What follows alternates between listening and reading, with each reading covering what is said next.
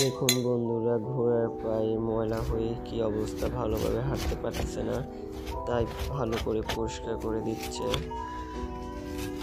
এটা চেঁচে অনেক ভালো করে দেখা যাবে। দেখুন পরিষ্কার করবে, কেটে কেটে দেখুন কি সুন্দর লাগবে। দেখা যাক, শেষ পর্যন্ত আমাদের সাথে থাকুন। উপরকার ময়লা তুলে দিচ্ছে।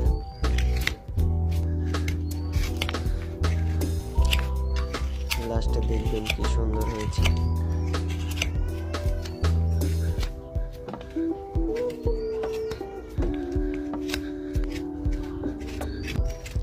এটা কয়েকদিন পর পরে করতে হয়, তাছাড়া তা না হলে ঘোড়া হাঁটতে পারে না।